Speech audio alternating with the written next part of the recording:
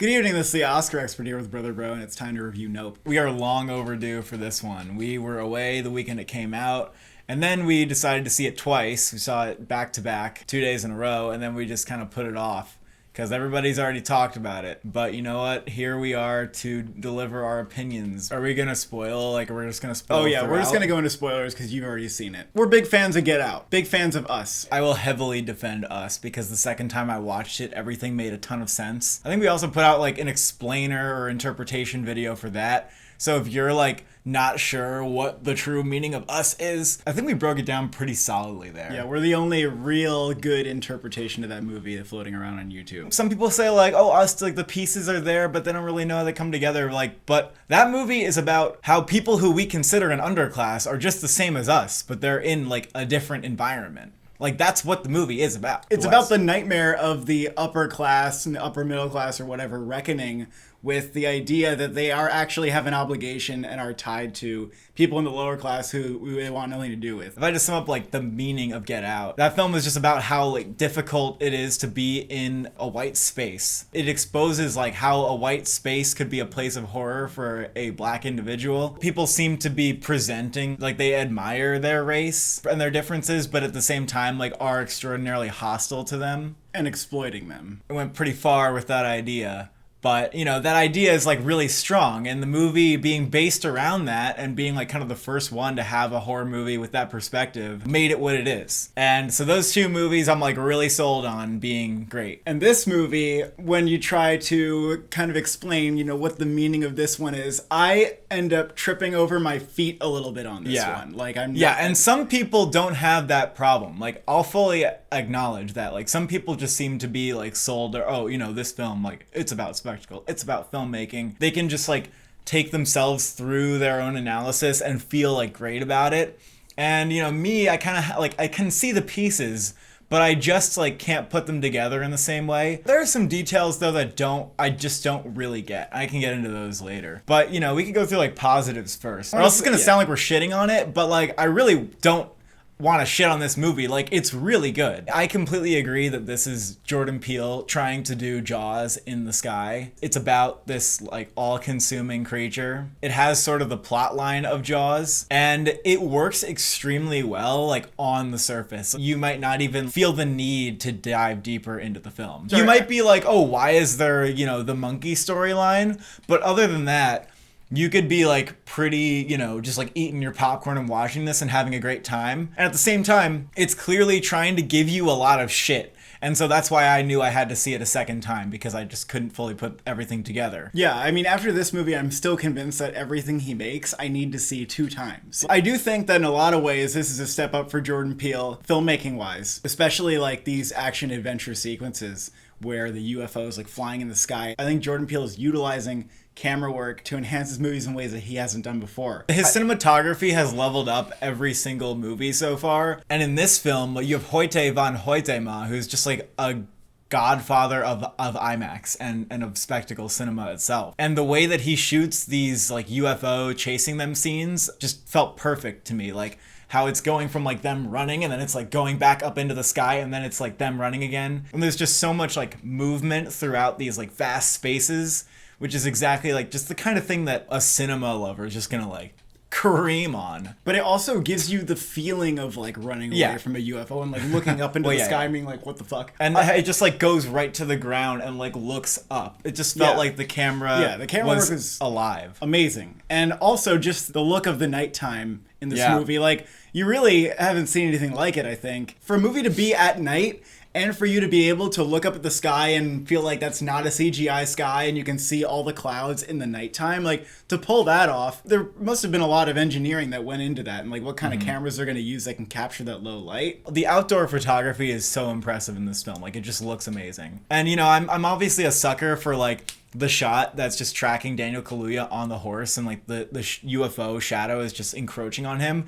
But just as much so, I remember there's like a shot where Daniel Kaluuya is like sitting in the house and there, you know, it's like a lot of monologues in the first act, and he's having one where he talks about his dad, and just the way the light is hitting him in his eyes, like Daniel Kaluuya has these really piercing eyes. They captured his face really well in those subtle moments, like even in just those close-ups. And I also remember like how the light looked on him in his car. And that really gets me, like when they pay attention to how they're lighting faces, because that's real like character work that the cinematography is doing. I also love how the Gordy scene is filmed. I like the camera walking itself like eerily around the set, and the kind of slow pans where like there's just mayhem going on and there's like a monkey attacking a person, but like the camera's just slowly panning and like a balloon pops. There's a lot of great visual shit in this movie. There's a lot of great sound in this movie. Oh yeah, the sound was amazing. I really loved like the opening credits music, and then there's some like interesting adventure theming going on in the last act. Yeah.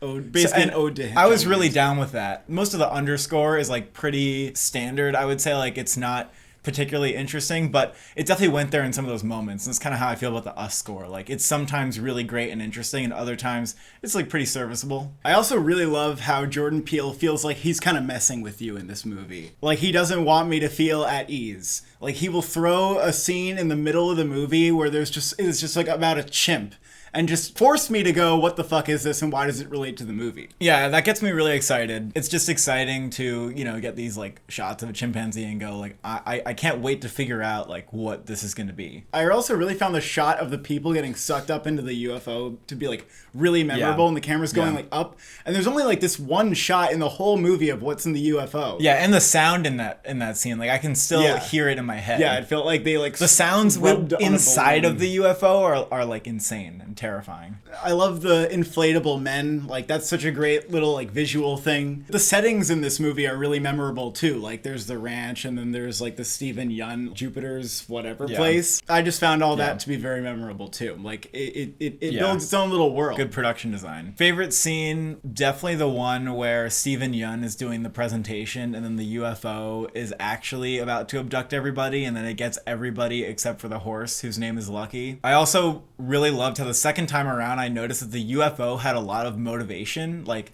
there was some intelligence going on, especially with how that entity like dropped the horse back down onto Daniel Kaluuya's car. I realized the second time, and I don't know why I didn't see it the first time, that the UFO has a lot of intention, and it is trying to win the ranch. It is trying to like win this game. It doesn't necessarily want to kill Daniel Kaluuya because he's sort of like respectful of it, but it's giving him these warnings and saying like, don't mess with me. Like it deliberately dumps like the people's blood on the house. Like it fucks with them. It plays games with them. I love the scene where the UFO dumps all the blood on the house. Yeah. I also love how it's shown that the UFO is above the house, because they don't just cut to a wide and have the UFO like go above the house. Like it's raining, and then the rain like dissipates, and you can tell from out the window that like, oh my god, the UFO is above. It's such a great like visual moment. It's such a great suspenseful moment. Again, a sign that Jordan Peele is like an amazing filmmaker, and that he's growing as a filmmaker too. Yeah, he just has a knack for really creating really memorable images. I also really like the shot where like the blood starts dripping down from the window, and it feels like very creepy crawly. And Daniel Kaluuya, Keke Palmer, like the whole cast is really charismatic. I mean, Daniel Kaluuya I guess is not really charismatic, but like great. And Jordan Peele's characters are really fun as always, and they say shit that makes the audience go like, yeah, I was thinking that too. Yeah, when Daniel Kaluuya like shuts the door to the car and it's just like, no. So I guess that's that for like the praise. You know, there's a lot of praise to go around for this film. It's really quite something. What's my takeaway from this film? The film to me is a lot about consumption. We consume images at a rapid rate in our society because of the internet, and I think that this film's like very aware of how obsessed we are with the image. Like something doesn't fully exist without the image. The image can bring you fame, it can bring you fortune. It's like this highly desirable, highly sought after artifact. But the way that people tend to consume images can be exploiting the thing that you are seeing, or you are just not seeing the thing in the image for what it is. So the monkey is an example of a creature that was exploited by like everybody's gaze. You know, we just saw what we wanted to see in that monkey, but we overlooked what it really was. And this monkey, what it really is like not part of society. And it takes revenge upon us for looking it directly in the eye and agitating it. Because, you know, when we look at something in the eye, I think what it's going for is that we're like consuming it. And so like the revenge is that it consumes us. So like the UFO to me literally consumes because it is an entity itself. They're like in this battle of consumption. Like we're going to consume the UFO with the image, but the UFO is also like physically consuming us. But Stephen Yeun also says that the UFO itself is a viewer, and I guess he likes it also has a gaze. Yeah, that's the thing. The thing that's like a little confusing to me is, number one, like if you're going for this sort of commentary on the way people consume images these days, we're kind of like missing reality when we exploit and when we just like mass produce images. Well, also that's like the character's motivation, you know? So I don't really know how to like handle that, because it feels like a victory when they do capture this image of the UFO. You know, they've sort of like won this war against nature. You would think that with the message the movie was going for, that maybe they would have to abandon the idea that they would even get to capture it, you know what I mean? Yeah. But the climax of the movie feels like it's when they're doing like the I'm just gonna look at you, like we're not gonna look at, you know, the UFO, we're not gonna try to conquer this thing anymore. It's just like about, you know, me and you seeing each other for what we are.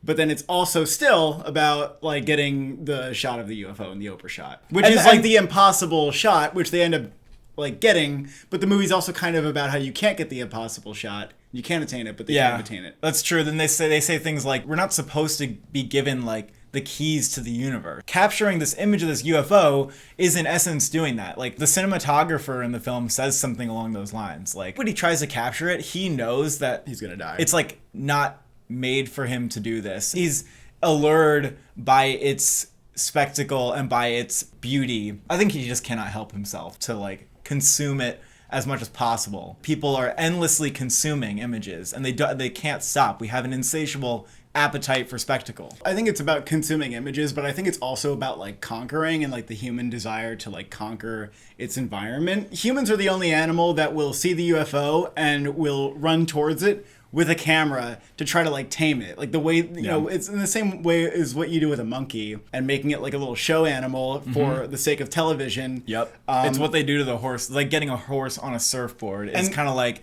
trying to wrangle a UFO so that you can take a image of it. Yeah, and that's like the idea of like human achievement. And the cinematographer also, we see him like editing a lot of nature docs, and that's what he's doing. He's like capturing nature with the camera, and this entire metaphor is also paralleling like the treatment of people in Hollywood, and they are like prey and the viewer is like the black man on the horse. Well, the black man on the horse is just like that their family never really got their due in Hollywood. Like Hollywood didn't respect them, and as people of color in the industry, like they don't really get their due, and child actors get like chewed up and spit out, and that's like a very obvious like chewed up and spit out. The actor who got their face mauled, like she's still wearing like the shirt of herself on it. She's like still stuck in that day where she like wishes that she was a star, and Stephen Yeun is still trying to be a performer. I think it's talking about exploitation in the Hollywood industry too. And I also think it's interesting that the ideal in this movie is like the Oprah shot. So at once it's the shot where you capture the alien, and at the same time they're referring to Oprah, who's like the epitome of television success, and also like of success from a self-made black person, like something that they can't attain, that for like most people is like pretty much the impossible. So I guess understanding all of that, it's still like kind of hard for me to step back and be like, okay, the UFO is an eye, it's the viewer, but it's also the predator prey thing going on, and then there's like the Hollywood, and I don't know, it's kind of hard for me to feel like that's all wrapped together like in my head. Maybe I just don't have enough IQ and brain cells to be able to like retain all that at once, but it feels like I'm carrying like a hefty load trying to like remember all the symbols and themes, and maybe I'll watch it in the future and I'll feel like it all resonates better. I think for me, I'm going to explain like my confusion now. So there's like the ending where the values, they get a lot of value out of like capturing this. Like it solves their problems. Like it saves the ranch. Keke Palmer, you know, is going to get famous. Daniel Kaluuya is going to get respect. She's going to get her respect because she tamed the alien. And they're going to redeem their position within the industry too. Right. To reiterate, that's sort of like at odds with the whole humans are not meant to tame nature. But what also is interesting, like I'm trying to make sense of this moment that happens first with Daniel Kaluuya and Keke Palmer when he does this. I didn't feel like that was totally earned. I know that they have this moment when they're children, and that this means a lot to Keke Palmer, that he's like looking after her, and that he realizes that she's been left behind because she's not allowed to train the horse. And, you know, this is sort of like an acknowledgement that he's still there for her and that he's still the one who sees her. But I didn't really see that like building to that point. Like all they do is kind of work together on this project. I don't really know like why exactly that moment's earned. And because we've established like this motif of like looking and direct eye contact, it's also hard for me to make heads or tails of like what that moment means versus like looking at the alien to exploit it. Like this is a very pure gaze. Like it's almost like a totally opposite kind of seeing versus truly like looking at somebody and acknowledging them. And then my interpretation of why Daniel Kaluuya survives is for that reason too, that he truly sees the alien, because he's the one who throughout the film is understanding the alien, is empathizing with it, and understands that it doesn't like being looked at. So he knows the alien doesn't want to be messed with, and he understands its motivations. So that's why he can look at it and then it doesn't consume him. Like that's my interpretation. Yeah, because he knows that that's true about the horses, and he ends up going, "Oh, I have to treat the UFO just like I would treat my horses. Like don't look him in the eye." No. But he does look it in the eye in the end. In the end, yeah, Yes. but to agitate it in order to like kill it. But why did he survive then? Like, No, the but second he time around? outsmarted it. Did he though? Yeah, by deploying like the like string on it, and then the alien was like, "Oh shit, I don't want to get like that string stuck in me again." Oh yeah. And then they make it. Okay, like, I guess eat, he was like, just outsmarting the it, yeah. floating guy, which I guess it eats the floating guy because the wink. And it thinks that it's like a thing looking at it, maybe, or it just eats the balloon because it wants to eat a balloon. I'm not sure. Yeah, I guess like I don't have to be confused about like the making eye contact with the alien part. And the other thing is that it felt like the monkey and the kid were making eye contact too, because the monkey was looking straight into the lens. Okay, somebody made this very good point. That little like green the layer, veil. Yeah, the veil. That was preventing the eye contact. Okay, so I understand that, but there is a moment still when the monkey's looking directly into his eyes. Or the kid's the only person who like really sees the monkey or like right, treats but why? it respectfully. I'm not sure why, but it just because. But that's like what I'm really intrigued by. Is like it feels like there's two different things going on there, and I want to know. Like I feel like those aren't very distinct to me. You mean like looking at something with respect as to like it's yeah, being, but why is the looking at kid it to, like able to do that, but everyone else is not? It's not clear to me. Well, why. they don't. I don't think they give enough to the kid to be able to detail. That's that. what I mean. Yeah. But that's important to me. Like that seems important. Why did the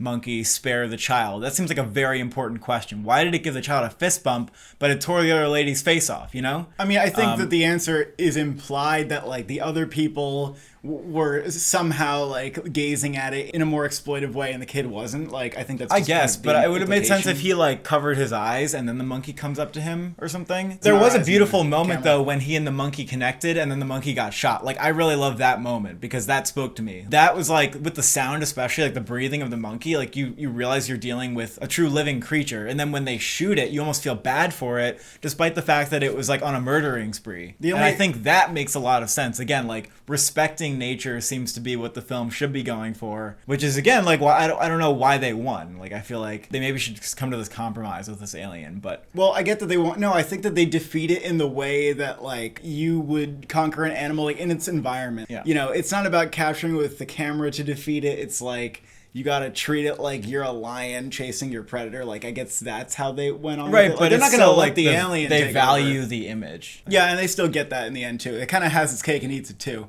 But it does make for a really satisfying moment when she gets it in the well, like for sure. That's what I mean. It's like a have your cake and eat it too thing. Again, some people will watch this movie and those things won't be a bother to them. It's kind of like The Green Knight for me, where, you know, I had like little quibbles and then other people were like, you're just kind of watching it weird, man. And I was like, probably. Some people are going to be more on the wavelength and some people are just not. But this is my best attempt at unpacking this movie. You know, I'm especially interested by like the consumption stuff going on and how like the metaphorical is tying into the literal there, but again, like not really sure what to make of it overall. Last like piece of analysis that I think I want to bring up is like the bad miracle thing. I definitely take away from the movie that it's about how human beings are uniquely fascinated with these like bad miracles, like the shoe standing on its own, like that's the opening shot of the entire movie.